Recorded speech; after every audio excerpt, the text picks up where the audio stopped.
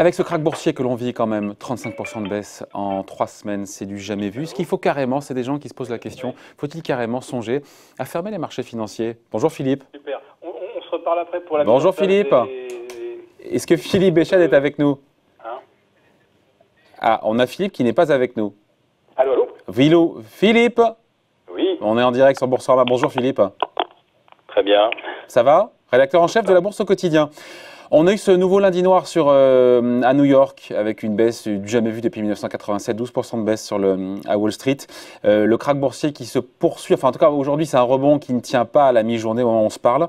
On se dit que pour endiguer, une des possibilités pour enrayer cette chute qui paraît sans fin, que même les banques centrales, même la Fed, la plus puissante banque centrale du monde, n'arrive pas pour le coup à inverser. Est-ce qu'il faut aller, certaines voix posent la question, carrément jusqu'à fermer les marchés financiers, fermer les bourses, parce que tout ce qui a été tenté par les politiques monétaires et les politiques budgétaires pour l'instant ne marche pas. Juste avant vous, un invité me disait non, parce que le rôle du marché, c'est d'assurer de la liquidité aux investisseurs et donc il ne faut pas enlever ça. Vous en pensez quoi, vous? Je suis exactement sur la même ligne. C'est pas parce que les températures montent au-delà de 45 ou tombent à moins 50 qu'on doit casser le thermomètre. En plus de ça, oui, mais on se dit, attendez, Philippe, on se dit que on débranche les marchés, voilà, pendant quelques temps, le temps que tout le monde reprenne ses esprits, que la courbe éventuellement de l'épidémie, qu'on s'approche du pic. Voilà, on se dit que c'est peut-être pas bête, non? Ou c'est pour vous, c'est contre-productif? Ah oui, pour moi, c'est contre-productif. D'abord parce que ça prive tout le monde de l'accès à la liquidité. Et surtout, ça envoie un très très mauvais signal pour le futur. C'est-à-dire que il y a un moment où on ne sait pas, on décidera arbitrairement, alors peut-être après 35% de baisse, après 40% de baisse, ou seulement après 25% de baisse. D'un seul coup, quand on juge que la nervosité du marché est trop grande, on ferme la bourse. Et à ce moment-là, on risque, en tout cas moi je me mets à la place de la plupart des investisseurs, si on se dit que si la bourse baisse de 25%, je ne peux plus vendre ou je ne peux plus acheter, à la limite je fais plus de bourse. Là, si on décide de fermer, c'est à quoi? À moins 38 sur le CAC 40, à moins 35 sur le S&P et le Dow Jones? Pourquoi pas 33? Pourquoi pas moins 40? C'est quoi la règle? À partir de quand on ferme la bourse? À partir de quel montant de perte? Là, on est, d'après ce que j'ai compris, à 20 000 milliards de valeurs boursières détruites en l'espace de 4 semaines, c'est-à-dire l'équivalent du PIB américain. Est-ce qu'on décide, par exemple, que lorsqu'on a détruit, par exemple, 15 000 milliards, on arrête ou on se fixe une limite à 20 000 milliards? Ça va être quoi la norme? Quand est-ce qu'on ferme la bourse et pourquoi? Avec le risque aussi, au passage, que le jour où les marchés rouvrent, pour le coup, ce soit un bain de sang aussi. On ne sait pas. En plus de ça, on peut rouvrir effectivement en forte baisse. La dernière fois que les échanges ont été suspendus à Wall Street, c'était au lendemain du 11 septembre, et ce n'était pas à cause du risque de baisse. C'est parce qu'il manquait des opérateurs, des acteurs majeurs du marché. Je pense notamment à Tullett-Prébon, qui était dans la World Trade numéro 2. Les ordinateurs également de la SEC avaient été aplatis avec l'écrasement de la tour numéro 7. Donc on a arrêté les marchés pour des raisons purement techniques et parce que les transactions ne pouvaient pas être sincères en l'absence d'acteurs qui faisaient partie des acteurs systémiques. Mais là, on est quand même dans une situation, Philippe, assez exceptionnelle. On se dit, voilà, on est en train de paralyser, d'ankyloser, de fermer l'économie. Pourquoi est-ce qu'on ne ferme pas les marchés aussi, qui sont déboussolés, qui sont déprimés en plein brouillard, en attendant d'y voir plus clair? Si chaque fois que les marchés sont déboussolés, c'est quelque chose de très très subjectif. Est-ce que les marchés n'étaient pas déboussolés l'année dernière lorsqu'ils ont pris 30%? Alors je parle du Nasdaq par exemple, alors que le PIB était en voie de ralentissement à peu près partout, que les bénéfices ne progressaient pas. Est-ce que les marchés n'ont pas également été déboussolés et se sont mis à monter de façon totalement incongrue, contre-intuitive, etc., etc. Des marchés déboussolés, on en a aussi à la hausse. Est-ce que quand on a vu Tesla passer de $350 à 950 50 en même pas une semaine. Est-ce qu'on n'avait pas là également des marchés complètement déboussolés? Bon, on a compris, donc vous êtes contre ça, on a compris, mais juste, qui pourrait prendre cette décision d'ailleurs? Encore une fois, parce que Bruno Le Maire a dit, bon, pas pour l'instant, on parlera juste après des ventes à découvert qui sont pour 24 heures suspendues à la Bourse de Paris. C'est quoi? Il faudrait qu'il y ait un consensus entre l'État, entre l'autorité des marchés financiers, entre Euronext, même si, encore une fois, Bercy n'envisage pas à court terme cette mesure-là de fermeture. Je pense que cette mesure ne s'imposerait que si un ou plusieurs acteurs étaient empêchés d'intervenir sur le marché, et des acteurs représentant des contreparties absolument indispensables au système. Alors c'est vrai que ce matin, vous pourriez me dire, la bourse des Philippines a fermé. Ils ont fermé la bourse des Philippines. Voilà. Ça c'est fait. On avait également vu les marchés fermés en 1914. Je parle à Wall Street. Je pense que c'était pour 4 mois, donc ça rigolait pas, mais c'était avec le début de la Première Guerre mondiale. Et à l'époque, Wall Street, c'était en termes d'encours financier à peu près ce que doit être aujourd'hui la bourse des Philippines. Donc on était dans des circonstances tout à fait différentes. La bourse des Philippines, c'est une petite place, et peut-être parce qu'ils ont eu des problèmes techniques, en tout cas,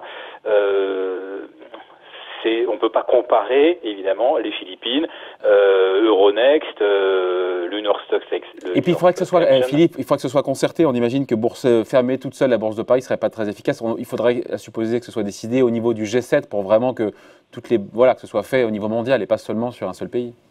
Oui, absolument. Parce que ce qu'on avait vu en 2001 avec la fermeture de Wall Street, je le répète pour des raisons techniques et non pas parce que les opérateurs étaient déboussolés, effrayés, abattus, abasourdis. Quand Wall Street a été fermée, les Américains sont venus vendre tout ce qu'ils pouvaient à Londres, Francfort, Paris, Tokyo. Donc ça veut dire que s'il y a une bourse qui ferme, ça veut dire que les autres, elles risquent par ricochet d'être attaquées ou fortement sous pression.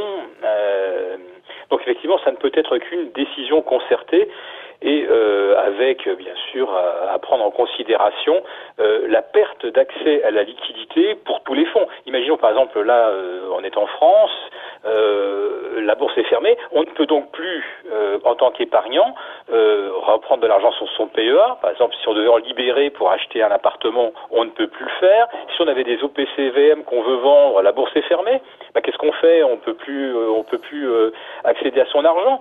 C'est un signal extrêmement négatif. Et je le répète, quand on investit en bourse, c'est avec le risque de se dire tiens, demain ils peuvent fermer à tout moment les échanges et je ne reverrai pas mon argent. Je pense que l'accès à la liquidité est absolument fondamental. Sinon, vous n'investissez plus, vous ne placez plus d'argent pour votre retraite, de peur de ne pas pouvoir le récupérer ou effectivement d'en disposer quand vous en avez besoin. Avant les fermetures, Philippe, avant les fermetures, il y a aussi les suspensions de séance. On a ça à Wall Street, on en a eu plusieurs. Je vais pas compter, mais je ne sais pas, 3, 4 ou 5, je ne sais plus, depuis sur quelques jours. Ça n'a pas été très efficace pour calmer les esprits, ça. Si, quand même. C'est vrai qu'on a multiplié les réservations à -5. À -7 sur le S&P, le Dow Jones. Ça n'a pas empêché hier de faire du -12. Oui, on n'a pas été jusqu'à -13. À -13, ça risquait effectivement de couper. Mais hier, c'est particulier. N'oublions pas que vendredi, le Dow Jones reprend 7% en 20 minutes juste avant la clôture. Donc finalement, qu'est-ce qu'on repère hier? On repère effectivement les 7% gagnés en 20 minutes et on va dire, je ne sais pas qui a orchestré ça, mais enfin ça ne reposait pas vraiment sur des fondamentaux. On a simplement reperdu ce qu'on avait gagné en 20 minutes pour des raisons qui m'échappent, et on a rajouté là-dessus -5%, qui est exactement ce qu'on a vu en Europe. Autrement dit, hier soir, Wall Street a pas perdu 20% ou 15%. Hier soir, Wall Street a reperdu ses excès de hausse de vendredi, plus l'alignement sur les pertes des places européennes. Donc je ne vois effectivement rien d'effrayant dans la rechute qu'on a eue hier. Par contre, effectivement, mercredi, si ma mémoire est bonne. En cumulant les pertes en séance plus les pertes qu'on avait en transaction hors séance, on a quand même atteint moins 15 à Wall Street. Et là, les coupe-circuits ne fonctionnaient pas en transaction électronique. Ouais. Juste avant de se quitter, on a vu Bruno Le Maire aujourd'hui dire pendant 24 heures, on suspend les ventes à découvert en France. C'est déjà le cas sur plusieurs titres en Espagne et en Italie. C'est efficace ou pas ça pour enrayer la dégringolade des cours, hein? Alors, c'est efficace, effectivement, à mon avis, si c'est tout à fait temporaire. Parce que si on annonce demain que les suspensions de vente à découvert, comme on l'avait fait à l'automne 2008, que c'est sans date d'échéance, tout le monde va tout vendre. À nouveau, en se disant, c'est un marché dans lequel je ne peux pas prendre de position, je ne peux pas anticiper, etc.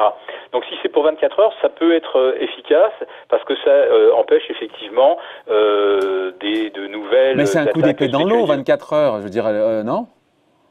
24 heures, c'est un coup d'épée dans l'eau, sauf si au cours des 24 heures, vous avez le G7 qui fait une annonce, et que d'un seul coup les marchés se disent « Ah, ça, c'est peut-être des mesures crédibles », et ça aura évité effectivement que le marché connaisse un trou d'air. Si évidemment il n'y a pas d'annonce, s'il n'y a pas de coordination internationale et qu'on voit que finalement on n'est pas capable de s'entendre pour stabiliser les marchés, évidemment ça sera un coup d'épée dans l'eau. Sinon, ça peut effectivement éviter pour 24 heures de trop fortes séances, vous voyez, porte de saloon, je me rachète, et puis ensuite j'en revends le double, et puis je me rachète, et puis j'en revends le double à découvert.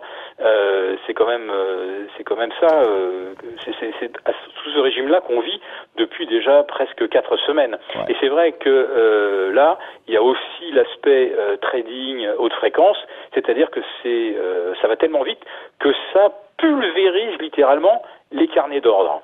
C'est-à-dire que si on avait effectivement le temps d'évaluer la situation,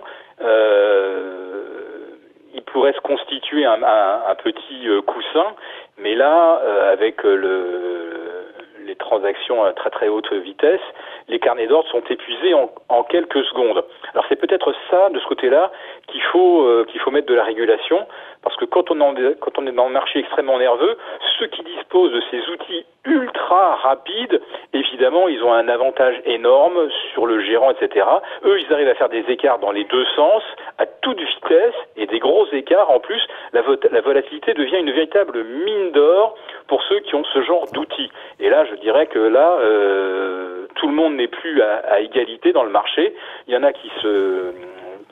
excusez-moi le terme, qui se gavent littéralement avec la volatilité parce qu'ils ont les bons outils de transaction, et en face il y a des gens qui se disent si les carnets d'ordre sont défoncés, je peux plus me placer, je sais plus comment me placer, et effectivement les marchés sont à la merci de mouvements hyper spéculatifs et absolument incompréhensibles et totalement déconnectés de toute forme de fondamentale. Philippe, donc c'est une fausse bonne idée que de vouloir fermer les marchés financiers en ces temps agités.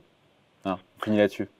Écoutez, vous voyez, le temps que nous parlions, le CAC 40 était à plus 0,6 et on est à moins 70, et nous parlons depuis moins d'un quart d'heure. Voilà, donc, conclusion ? Conclusion, à nouveau, les machines ultra rapides sont venues complètement défoncer le marché. Bon, voilà, en tout cas, merci. Point de vue signé Philippe Béchade, rédacteur en chef de La Bourse au quotidien.